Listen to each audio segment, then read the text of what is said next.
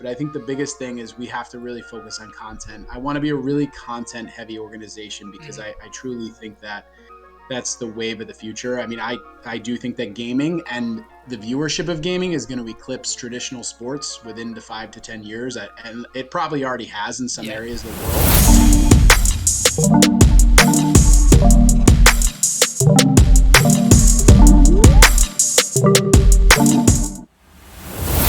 Ladies and gentlemen, boys and girls, welcome back to the Round Table Podcast. We've got none other than the new org, a new upcoming org. These guys have been growing like exponentially over the past few months and stuff that I've seen on Twitter, not just Twitter, but other gaming events that they put on and things that they're doing inside the space. This is ESG or Electrify Steel, right? Electrify Steel Gaming, yes. Or esports. Which one is it? Is it gaming or esports? Gaming. That's what I'm talking about. Heck yeah. Nonetheless, man, we were excited to talk to you guys, man. Just tell us a little bit about like how you got. Well, I guess first we'll introduce each individual person and your role within the org. So I'm Fresh. I'm the owner and president. There's 3 owners, but I was the only one that could make it on today, unfortunately. And I'll let you go next, Parker. Yeah, so I'm Parker, Lord Punked. I'm the co-director of esports for Electrify Steel Gaming. And I'm Hunter Specht. I'm also a co-director of esports for Electrify Steel Gaming. So, get it. Heck yeah, dude. Right on. It's a pleasure to meet you guys and stuff, right? Just starting off, kind of like tell us how ESG kind of like came about, how you guys started, what was the thought process behind it, and how you guys kind of got into the space. Man, let me tell you. So, I started out. I mean, I'm going to go all the way back to the beginning for the sake of the podcast. Yes. But so back in, I would say, the fall of last year, I've always been a casual gamer. You know, BO4 was around. I picked it back up. I'm 35, right? Heck yeah. So when I was in high school and I was playing Halo too, you know what I mean? We didn't have Wi-Fi back then. Yeah, bro. So back in about the BO4, I started playing a little bit, and then Modern Warfare came around, and I would play some Twitter leagues for fun. I was okay. I'm not great, you know. And then I was helping run an org at the time called Void Gaming, or Void Clan then, right. In Modern Warfare. And then I had some personal things happen, and I got off the game and focused on life for a while. And then this past fall, I was like, you know what? Vanguard's coming out, new game, might as well see. You know, Vanguard's dog shit, but you know, I didn't know that at the time. But anyway, so I decided to get back on the game and play, and I've always had a passion for trying to help, you know, the U18 scene. I've always had a lot of fun. I have kids. I have a 11-year-old and a 10-year-old, boy and a girl, and my son loves to game. And I've always just had this passion to try to help people. I've coached baseball in my life. And so I decided to start an org. And I started this organization. It was Electrify Esports. And I started the org it was like a joke. Not really. We were just going to play in a free league, and I was maybe going to put a couple of other random kids in leagues for like $30 here and there, or whatever, and have fun. So I let a young player. A lot of people know who Confid is. Yeah, bro, lovely kid.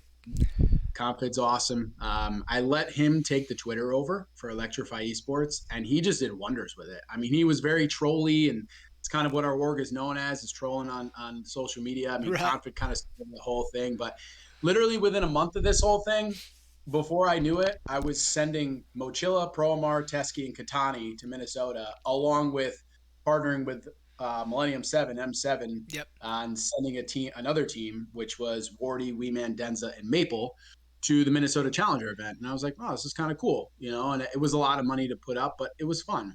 Yeah. And from there, I mean, things just kind of grew fast. I mean, we had some opportunities to do some mergers. Electrify Esports was like my baby. And unfortunately, one of the 3 that founded it went online and trademarked the name, and his name, thought he was doing me a favor. I don't really know. I'm not going to get into it. I don't want to tarnish his name, but gotcha. In any event, at the time I had met the owner of Furious Steel, Yaya, and we decided to merge. So that's how Electrify Esports and Furious Steel merged into becoming Electrify Steel. Nice. You know, I did not intend for this organization to be what it is today. But we just kept growing, and we just had a good following. We had people that enjoyed watching us play, and fans and everything. And then along the way, we had paid through Top Flight Media. We had paid for some consulting, and that's where I had met Parker. And I think, once I met Parker, I started to understand the esports world a little bit more because I know nothing. I mean, still to this day, I know very minimal Right. about esports. So, Parker was consulting us, and then at the time, and I won't speak on what's going on with him, but he was decided to leave Elevate, and he can talk on that if he wants to, and he Right. came over here to help us. And with that being said, ever since Parker's come over, I mean, he's brought Hunter with him. He's brought a couple of other guys who have been wonderful, and we've expanded, everyone has seen Yeah. into what ESG is today, really. That's awesome, dude. Just the growth that you had, just what you said, the growth that you guys have had over the like exponentially over the past like few months. Just from what I seen, like I can't remember when you guys came on Twitter. It's like it seemed like it was April or a little bit before that. I can't Mm-hmm. remember, but like April. around that time, and then I saw it, and then I saw Confid with you guys like a little bit after that, and then like just started ramping up and really really cool to see just the growth that you guys had over that time, exponential growth over that time. As far as like Parker goes, like describe kind of like you coming onto the scene and just with ESG, just what you can attest to, like if you had any thoughts of like why did you choose to try and help out, or things that you wanted to do with it. For sure. Yeah, no, I like we talked about before we started this whole talk. I kind of got my start as an org owner as well when I was 17, 18. Call of Duty was one of my passions that I got into. I played college basketball. Um, didn't really want to stick with it after all those years, injuries and other issues. So I dropped out and started streaming and stuff. Got into Call of Duty, and funny enough, I found ATK guys, Logan Sitched and Hove, and they kind of were the first ever team that got me into the whole esports world Wow. full time, which is crazy to think about. Yeah, that is I good. love those guys. And we went to a bunch of lands and stuff. We did really well. Didn't really win anything our first year. And then that next year in Modern Warfare, I really took another step for it. Told my parents I want to do this full time. I want to try this out. Got a job, did esports full time. Just funding my own organization. I was working at Micro Center of all places. And I met a ton of crazy people there. Like I met Alec Arcides and Pristini's older brother there. We became really, really good friends. Dude, wow. Crazy stories out of Micro Center. Yeah, Man. dude. Um, but yeah, so I started doing it full time. We started winning stuff. We were getting like T8 and like the big cups and everything. And that's where I kind of met Hunter when he was running UIU. And we had kind of started to chat and met like at Minnesota and other lands. And then we really became close over Cold War. But yeah, no, it was this whole crazy experience. From there, I decided like, hey, I want to do this full time, but I don't want to pay for it myself. Yeah. Esports can be expensive, as a lot of people know. So I was like, I got to drop the owner thing. I'm 19 years old. I don't have a great job. I'm not like Doug, where I'm 35. I have all these life experiences behind me, and I basically he's had my lifetime twice. Right. So I was like, I want to get into the management side of things because I saw what Hunter was doing, and I saw what some of my other friends were doing, and I was like, oh, this looks awesome. Like Right. these guys are paid to do what they love. Yeah. So I went to the Wichita Wolves first. Right. Worked with them, had a good time. But while I was there, I was actually in college for esports. Won 2 national championships, building rosters for Ottawa University. Wow. Where Hove actually went to school for. Yeah, absolutely. I was going to say. So I brought Hove there and a bunch of other people, and we had a really good time there. Won 2 national championships. Kind of set the scene on fire. And while we were doing that whole thing, our director at the time, his name was Max Wood, kind of noticed what I was doing because he was working with me every day and was like, okay, this kid has potential, and was actually working and advising with Elevate at the time, and got me a job there. Wow. And so I worked with Elevate, and we built a lot of good teams. We brought on the Rainbow Six team that's currently the best team in APAC, all of APAC. They've won the last 4 pro leagues out there. They beat Cloud9 and Dang. all these other fantastic teams. So we won 4 pro league championships with that team, and they were a lot of fun to work with. We had arguably the best EU COD team of Cold War with Denza and Wee Man and Right. Hixie and all those guys and Luke Bids, actually, funny enough. Dang. But that was awesome. We won, I think, 4 or 5 events that year, and had it not been for cheaters and online COD, we probably would have won champs. Feel that. Which is crazy to think about as well. I felt terrible for those guys, but those experiences taught me a lot. And Hunter and I during this time had become really close. And I wanted something new. I don't know what it was about Elevate. I was just getting stale in my work, and I wanted to do it full time because at the time I was still part time, basically pay wise. Yeah. Hunter offered me a full time job, so I came over to UIU. we had a lot of fun there. We actually lived together at my lake house for a long time, and we just did the whole esports thing. And some things happened, unfortunately, with UIU. I was let go. Hunter soon afterwards was handling all the day to day, and then he kind of shut it down. He could talk about that a little bit Yeah. if he wants to. And then I was around that time I had started working for, like Doug mentioned, Top Flight Media, and I was consulting for ESG. And what really drew me to them was their their eagerness to learn about the space. Mm. They were very excited. It was very new to them, and I could tell talking to Scott and Doug that they were very interested in Yaya, who I'd worked with a little bit in the past, dealing with them.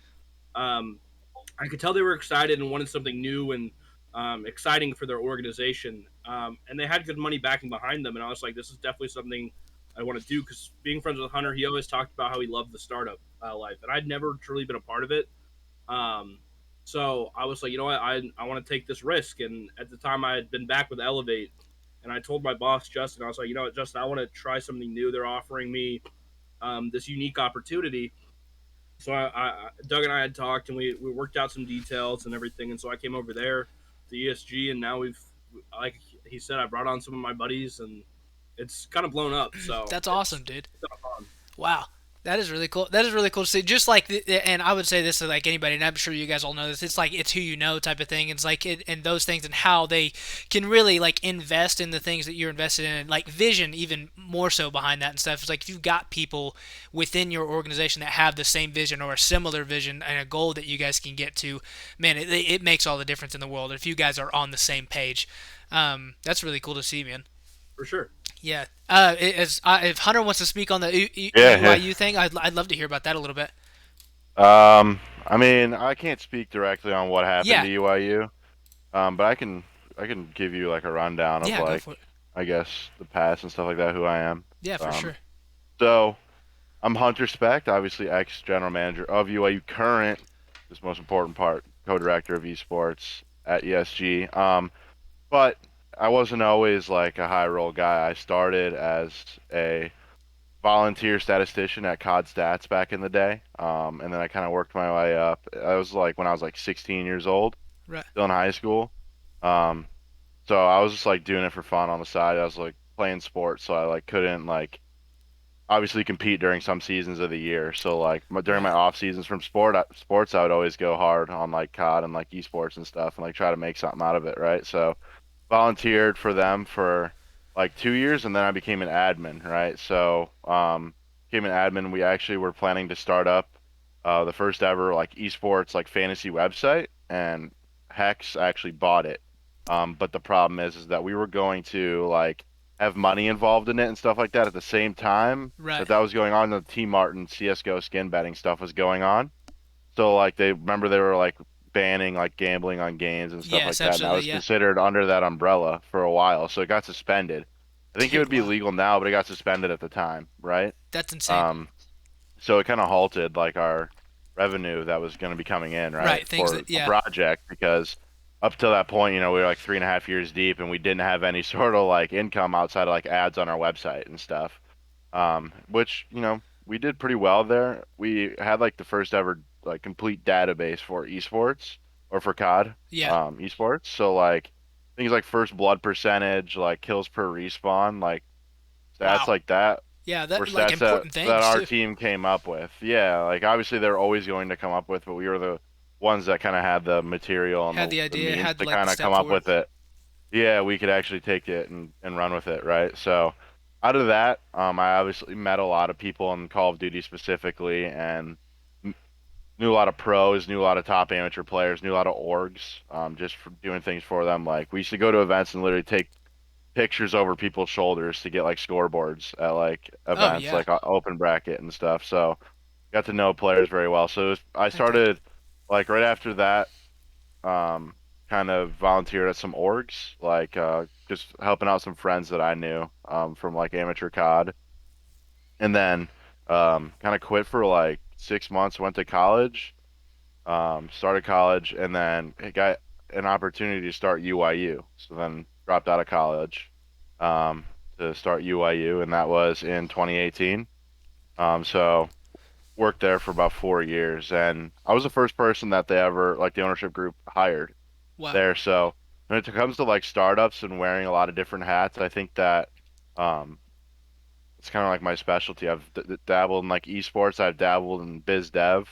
Obviously, you know, you had sponsors like Astro, G Fuel, some high level sponsors over the years. So managing those things is kind of my specialty. So Right. hoping that we can keep our momentum going into ESG and get to that point, where we can start managing those things and keep our esports teams thriving. So Dude, yeah. that's awesome. That's really cool. Just the road that you've had and stuff, and the things that like Mm, catapulted you forward. It seems like that's really awesome to see. Just in people's life, I'm always fascinated by that. Just like with individuals past and like the things that they did in order to take the steps, and then like the steps that led to where they are now. It's very interesting to mm. see people's routes, I guess that you could say. Um, with that being said, like, what are you guys' goals, like, I guess, moving for the future, and like of this, like, in the space, like, what's something you guys are goal centered for, and like your vision, I guess, for ESG? I mean, the vision for ESG, it's funny because this vision is going to change a Yeah, thousand times. absolutely. And I think, we're finding our niche, right? Like we were so heavy in COD, and unfortunately just the challenger format and the way everything is just not sustainable for a business. Yeah, So we're going to be, reevaluating that pending the format change, and if not, which is likely a no, probably not coming back to the challenger scene, unfortunately, until something changes. But as far as the vision, it's just continued growth. I mean, right. expanding into esports like we've expanded because of Parker and Hunter. We're in Apex. We actually just got invited into the Pro League, so we're in the ALGS. Wow.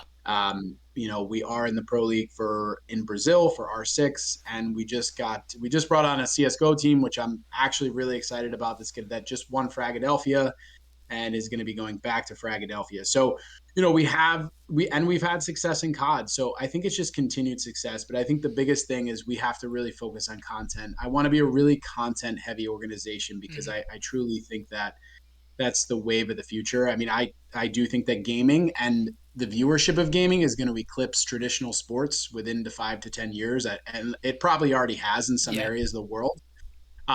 So just to continue to grow this thing, and then obviously just try to get more eyes on us. I mean, it's wild to me that this thing started the way it did, and I have friends in real life that are fans of the organization, and also like we had a guy in the work. He's in management. He was on a plane, just a random plane ride, and somebody was sitting next to him who happened to be a fan of the organization. And we're wow. still very small, so the fact that that's happening and we're that widespread Yeah, already is just exciting. It's so surreal to me, yep. and it's like I enjoy watching my team and just hearing the name Electrify Steel. It's just something that's really special. Yeah, dude. It truly is. Absolutely. I definitely agree with that. Just and owner to owner type of thing where like that's a really cool feeling. Is like when your guys are playing and you have somebody one supporting you what you're for and all of those things, and actually just, I don't know, just like everybody's favorite sports teams, you get excited when those people win, and when people you are really excited for, the people that you have on your team and all that stuff. It's a surreal feeling, like you said. I think you said it perfectly. As far as like goals, for you guys yourselves, you said content and stuff. And that, I think that's a really big thing within the organizations that is missing out of most organizations. They may have the backing of like everything else, but I think the organizations most often are missing like content. And I just had this discussion today, is like just how it dehumanizes like their your organization if you don't have content. It's like if you do have content, they can connect with you more and on a deeper level. Just like with some of the top organizations right now, we're seeing like Phase and a lot of those other ones start to put out more content, and I think that's something to take note of, like for smaller works and stuff, and the ones that are growing as well. Um, Yeah, we Yeah. we we struggle with it. I mean, yeah, it's funny. We've had a lot of people reaching out to us lately, like, "Hey, I see all the esports success, but I don't see any content creators." And I'm well aware of that. right, So to everybody who's watched this, I am well aware that our dude. Yeah, content it's Yeah. like we creators. get Yeah. it. Yeah. In an And, ideal world, yeah. yeah, I think it boils down to, and we're starting to try to solve that problem now, is where we've put so much focus on the esports side of Mhm. things and not enough support into the content creators. And I think you have to find that healthy balance. Absolutely. And I'm learning that. Yeah. I've never, first of all, I'm new I'm new in the esports scene. I'm a real estate agent and an insurance agent. So for me to come in here, I mean, the good thing is we do have a digital marketing company as a partner. Right. Nobody really knows that yet. I mean, yeah, it's on there, but we're in the process of working on our website and getting everything launched. But I think that that's some of the mistakes that people make is just not putting enough support into the content creators Yeah. because they need to grow and the org needs to grow. And so we're really trying to change a couple of Hmm. things and put a little bit more focus into them because it's only fair too. I mean, they're working to Yeah. try to grow their brand. So, and I think that's where orgs fail, and we've been failing there. For I think sure. it, yeah, and I think there's so many others and stuff too that I think are in the same situation that you guys are in, or anybody is in, honestly. And you can only go up from that point. I think when you notice something that like you can do better, that's what we all do, and we make changes where changes needed to be made. And I don't know, growth. I think, and what you said as far as like content creators need to grow themselves, and then on the back end of that, it goes hand in hand. Like the org will grow because the content creators are growing too. And that's something that's it's weird, but it's like it always makes sense. But it's like a hard thing to put together sometimes. Like it's just a weird thing. Not easy. Yeah, It's not absolutely, easy at all. completely You agree. know, So I think we have a lot of good like base there as well, though. Like we have good content creators, like a good base. Like we have Gme, Freeway, Saudi, Kiana. Like just like Gme is a pro disc golf player, and he's Mm, making a ton of cool content Wow. with that. Like yeah, just different avenues that we're bringing in. Like it's not just esports related. Like Yeah. they're yeah. all in the industry of gaming and stuff, but there's so many different outlets of content that these people are making, and Mm. Right. it's I awesome to think. see them. We just need to, like Fresh said, give them the resources, and Right.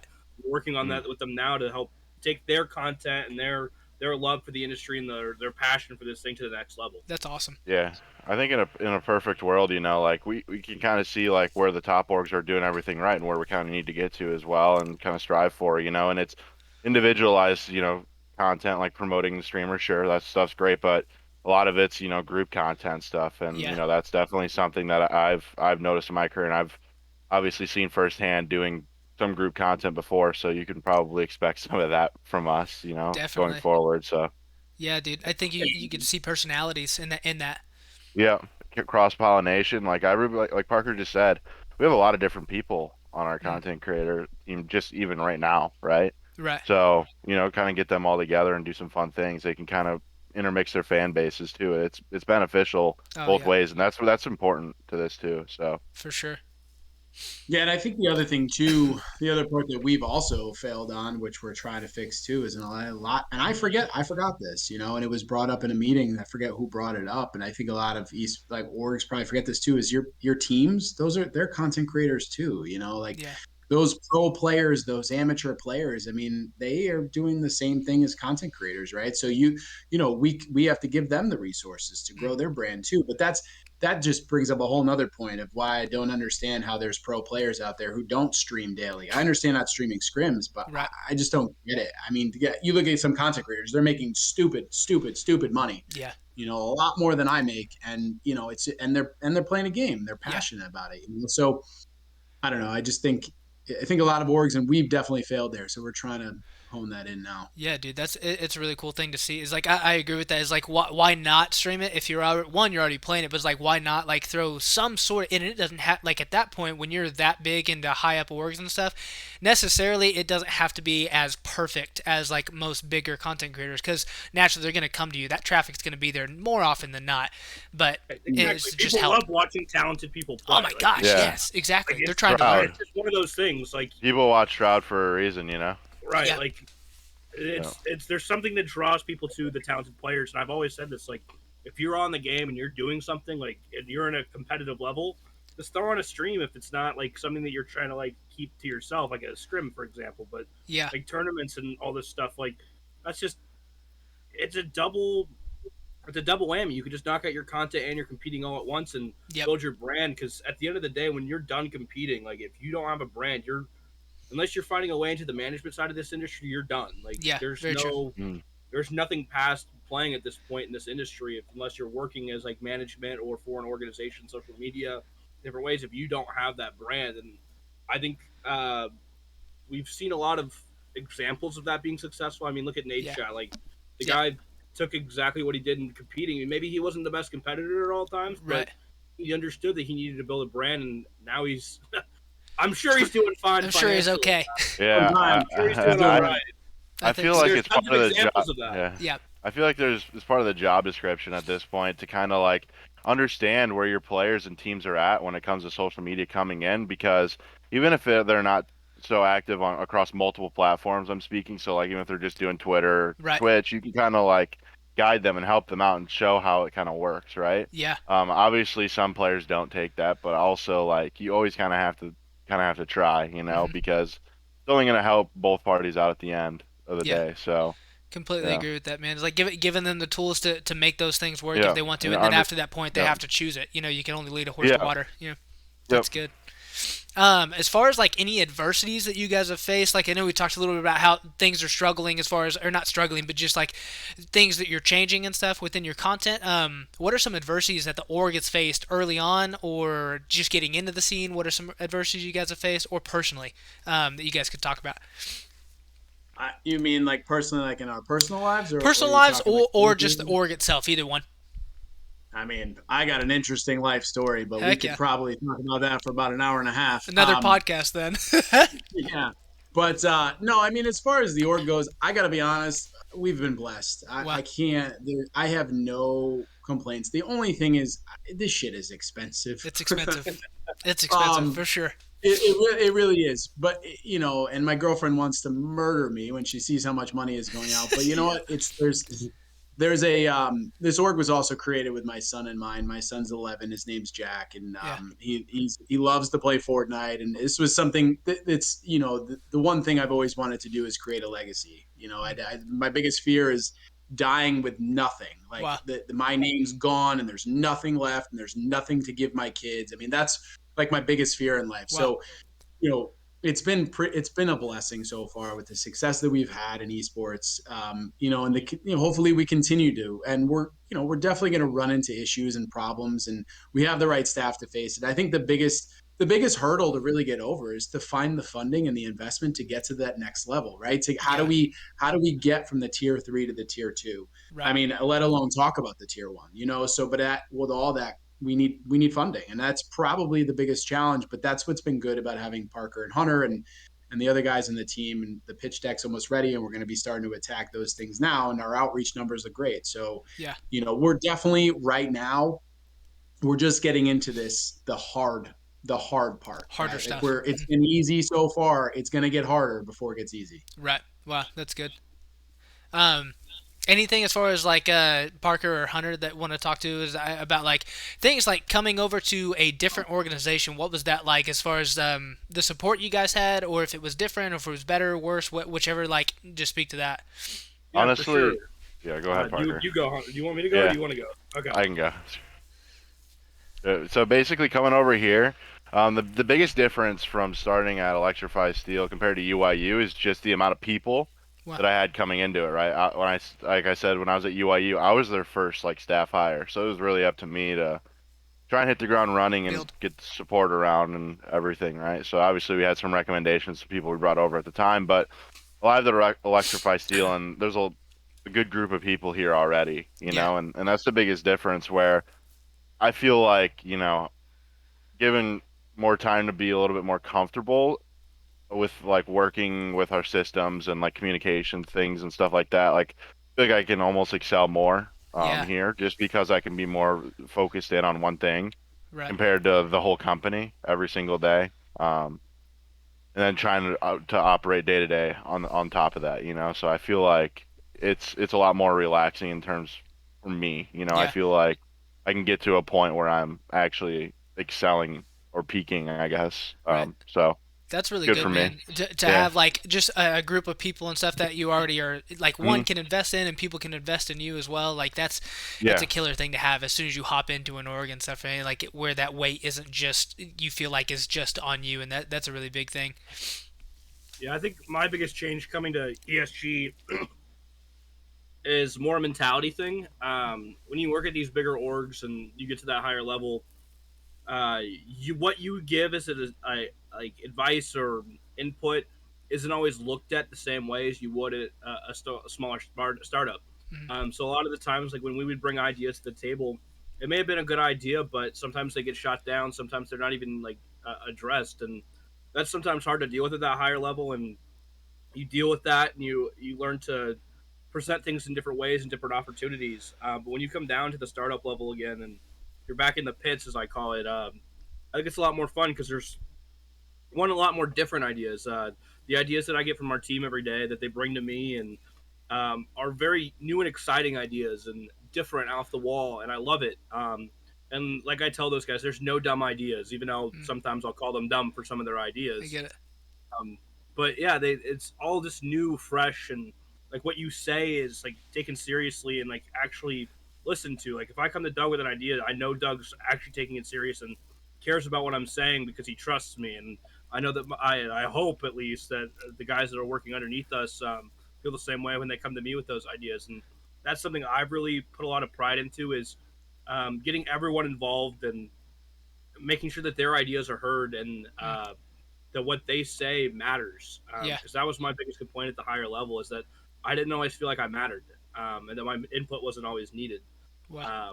So that's been, I think, the biggest change and relief for me. That is awesome, dude. Especially to come over, like, to have somebody like knowing that your voice is heard, not just heard, but like that ideas, nothing's potentially too crazy. You know what I'm saying? Like you could Right. throw up there and like it would at least be heard and like we could talk about it type of thing. And Right. that's awesome to like have within inside an org that family unit type stuff because Yeah. it's those crazy ideas sometimes that shoot off the wall and shoot up and take you to the next level almost. Exactly. And I know I've thrown some crazy ones at Doug already. He's had to pull me in a little bit at times, but Dude, I love I it. mean, he almost had me in a flight to Vietnam the other day. Oh my gosh, that's so good, bro. That's awesome, man. That's we freaking were sweet. ready to No, go, man. No, it's good. I mean, listen, I'm like I said. I mean, we're lucky to have a good staff. They work hard. It's like we have. I mean, they have a whole spreadsheet of games to get into, teams to look at, Yeah. things for the future, and it's just cool. Even though those things may be 2-3 years down the road, but they're continuing to fill those sheets out, which is amazing. And I can't say enough about the social media team and just everybody. I mean, we brought in a guy who literally implemented an entire new system to organize the entire organization. It's just Wow. the things have been it's been great. And it's just crazy though to think we've only been around for just coming up 4 on months. 4 months. I 4 know. months. Yeah. So the fact that people are like, "Oh, you can't believe you don't have this yet." I'm like, "Well, it's only been We 4 just months." started, man. Yeah, give me a break. It's like we're trying. Gosh. Right, like we're already in 2 pro leagues at 4 months in. Yeah, Not that's many insane. Yeah, orgs say it should. Yeah, like I just can't go on and on about like the exponential growth that you guys have had. Not even just that, but like the two people, or not even just that. The challengers thing, there's like was a massive thing. The people you got, and not even just the people you got, the players and like the pro leagues. Like you were just talking, I didn't know about that. Like crazy big things that happened so quickly, and now you guys are putting forth the effort to make the content happen and all those things as well. And I think like just that alone, the content piece alone will draw people in, like even further in depth and stuff, getting those personalities known and people know who you guys are and like, I don't know, find that relationship with you in a way. Yeah. yeah, The goal is to just be a household name. That's what we Yeah. want to be. A brand that everybody, you see this logo, right, and you know exactly what it is. I want, you go to a grocery store. A lot of people, if you see Yes. the optic symbol, you know Yeah, what it is, you know what right? it is. And Absolutely. that's just going to become more and more and more and more, right? And Yeah. it's so funny having to explain gaming to even my friends. I'm 35. Anybody, Like yeah. my friends, they're like, "Wait, you're doing what? Yep. You're doing gaming?" So like, do you develop the video game? Like, no, No, I it's definitely don't develop the video game. No, but it's so funny. And like my parents are in their 70s and I try to talk to them and they don't even understand Yeah. it. They're just like, "How's the gaming thing going? You making money yet?" I'm like, "No, it's probably gonna be another couple of years." Yeah, I get that, Yeah. man. That is awesome. One kind of like just last question I just wanted to ask you guys is like, how do you guys set yourself apart from all the other? Like we all know is like it's a very saturated like community and stuff. And like, what's one way that you guys set yourself apart from other organizations and I guess just the way that you guys do things as well. I mean, for me, I mean, I'm a Yeah. salesperson. So in my businesses, it's very customer service related, right? So the biggest thing to me is we communicate with people. Mm. We're honest, we're open, and we just support people. I think the biggest problem I think that people face, the organizations, smaller orgs I'm talking about, is that they just don't communicate well. You know what I mean? And I get it. When I was 22 years old, I didn't even have a job. Right. So again, like I understand, I couldn't have ran an organization that's, and I envy, people like Parker, Hunter, and a lot of my other management staff. I didn't have that drive to work. Well, I didn't have a job. I didn't do anything. So I think the biggest difference we could set ourselves apart is just because we support, we're open, and we're honest, and we communicate with our players. And I know that everybody who's played for us has enjoyed playing for the organization that I know of. I'm sure we've upset a couple of people. there's always We've somebody. definitely yeah, well, we've definitely upset a lot of people with our social media, but that's Yeah. okay. That's good. So sometimes too, like that draws people in. Just the I guess the ruckus and stuff sometimes are being the difference in like different types of things that people wouldn't normally see on Twitter or on any social media at that point. And I think that's I mean, something that's listen, important for sure. Doug yeah, is always preaching about like the bar stool method, he calls it, and Dude, being different and going out there and like setting these different trends that maybe aren't traditional esports yet, but we're slowly bringing it in and setting a new wave of like trash talk and how we present ourselves on social media. I know a lot of people had a lot of distaste when we beat Boston Academy in Boston. dude, that's Um, cool. they weren't fans of our tweets about it, but like for us, it was like, yo, this is dope. Like let's celebrate it like we really want to celebrate it. Yeah, Our socials reflect that. absolutely. I And I mean, think that's an Yeah, opportunity. we have a lot of different people involved in the brand that have different mindsets, and like a lot of people think that like creative posting like that or like the kind of posts that we make is like quote unquote shit posting, but it's good shit posting. You still have to have a good thought process, like, and in order to have a good like like you still have to be ahead of the game to think of those things and be different with it, right? And Right, I think something cunning we in have a the way. we have Right, the I get right it. creators and Yeah, the right social media staff to make that happen, and we just kind of don't have to necessarily copy and paste everything that other it's been a people are mental doing. We switch kind for of make Hunter and I for sure. we kind of make our own stuff. Yeah, it's been a mental switch for sure. Yeah, Because we're Um, both from the traditional esports where it's like this is what you can say, this is what you can't. And Hunter and I have these talks with the guys well, when like, guys, it's not how we do it, and they're like, well, let's change it up. And so for us, it's different, and yeah, it's been kind of refreshing the more I've gotten into it. I think Hunter's the same way now. We're more open to that idea. well, mhm. But when we both first came in, we were definitely still stuck in our I remember. traditional esports I ways, remember and we like had, we can't we had talk about many it. many talks Not about like what goes on social a media and what corporate. doesn't. It's not like a corporate esports mind. It's like if you have like high level sponsors, you get so scared of crossing the line right, because like, and then you just like end up like for so many years not even going close to towing the line. Like you yeah, always like back off the line, you know. So absolutely. kind of you like train yourself in that mindset. So that's why that's why it was a little bit like difficult coming over. But yeah, I yeah. remember the one thing, somebody we made a post about Crim and Clay, and I Right, forget somebody was like, "You shouldn't post that, man. I've been burned by pros before." And I was like, "Listen, the day that a professional Call of Duty player tells me or he's going to affect my business, right. then this is the day I'm out of business. I don't care what. Listen, Crim and Clay, goats, right? Yeah, Some of the absolutely. best players of all time. But I could care less what they think about my Oh social my media. I'll gosh, be honest. yes. And like talking about the Boston thing, listen, Censor, we got the same name, you got a million followers, you're bigger than us, doesn't matter. I mean, listen, we trolled him, Yeah, and as soon as he commented on it, we got 60 followers right off the bat. So you I'm know telling you. I mean, that's right there, that's the way social media works. Yep. And like, I love it when people try to troll Electrify Steel, so bring it all on, people, because I Dude, love yes. it, because Heck It's people yeah. never come right back at personal. you. It's That's never so Yeah, cool. no, personal. Oh that's cool. yeah, and it's like it's so interesting too. Just the difference of like, I don't know. You said towing the line earlier. I think sometimes so many people are afraid of the. It's like cancel culture in a way. Like they're so afraid of that thing and like so afraid to be different and stuff. And like it's not that you're hating people. It's not that at all. It's just like it's that lower jab or that joke of a jab and stuff like that. Like you would have No, with I don't know if friends. You I know what I'm hate a saying? single person. Yeah, I don't know Yes. if Well, I look at absolutely dislike a single person. It's Yeah. just part of the yeah, it's part of it. Well, look at so I don't know. I mean, but look at like Parker said, Barstool method. Look at how Barstool blew up. That Dave Portnoy goes at Roger Goodell more than anybody in the world, Yeah. right? He literally was holding arms like outside of his office, and he's not. Dave Portnoy is not allowed in NFL games anymore. But It's they're about him at bigger than me. Congress.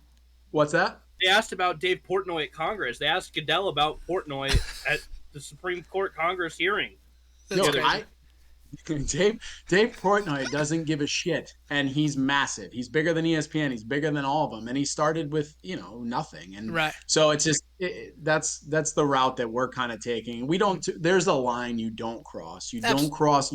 No racism, no religion, no oh, politics, right. nothing like that. But you can post stuff with being very unbiased and get a lot of engagement. And Yeah. that's where, when I say like the organization is pretty heavy with, or tries to be like, create organic content Yeah. and get all of that engagement. I mean, just the CS:GO guys, whatever they're doing right now with, these guys can explain it more, but whatever it is, whatever they're doing, they're setting up this thing, this league or whatever it is. We've gotten 100 followers from it in Wow. just a day and a half. So That's it's unreal. just crazy. Dude, that's so cool. Man, that is awesome. I appreciate you guys so much for just hopping on and stuff, and just willing to talk to us and everything. And man, it's just it's really cool to see another gaming organization in the space and stuff that's doing different things than other organizations are, as well as, and just, I don't know, diversity within the community, you know. And that's really awesome to see. And just, I hope you guys continue to keep growing. And I can't wait to see the content. Yeah, absolutely, man. I Awesome. can't wait to see this podcast. Yeah, bro. I Yeah, can't same. wait. Heck yeah, bro. Man. I've watched a few of them in the past. but Oh, sick! Heck yeah, I appreciate it. It's I gonna be appreciate awesome. it. Heck yeah, it's gonna Yeah, be I banging watched for a lot of sure. Yeah, we Logan appreciate and- it too. I watch a lot of the Hogan and Hove ones. So Oh, dude, nice. There's another one coming up soon. I can't wait for that one. You guys be ready for I'll it. be watching. Sick, dude. We have I don't know if you've been able to see, we have a podcast that Kiana and Palmer run, a podcast called This Week in Esports on our organization. So Wow. they've been pretty cool too. They've been pretty good. You know, they're growing their following. They're newer. Yeah. But it's been good. I Dude, mean, that's they awesome. cover the challenger scene. Yeah. Kiana's good. She works for Dick Serto in the Boston Breach, so she's been a huge asset. I'm sure. Dude, that is awesome. That is so cool, man. Sweet. It was like, well, I mean, if you guys got anything else, any questions or anything you guys want to leave the people? Just check out ESG. Check out the podcast. Heck yeah, we'll throw it in the links below too. Appreciate you having us on. Dude, yeah, thank you guys so much. Of course. I just want to say thank you to everybody who's supported us so far. It's just amazing, and the continued support. So Yeah, that's all I the have. outreach from the fans and the supporters have been awesome. Like, this is the first time I've been Yep. with an org that, in my time, like, I've gotten fans reaching out and like saying it's so cool what we're doing and it's inspiring, and it's been really helpful with the mental health and everything. It's been awesome. Dude, that is so good. Awesome. Sweet. Well, freaking right on, man. Thank you guys so much for watching the Round Table Podcast with ESG, Electrify Steel, Esports, Gaming. Sorry about that. Gaming. But nonetheless, hope you guys have a wonderful day. Do something great, grand, wonderful. Vance Skinny was always the dude. Say, we'll see you on the next one, homies. Peace.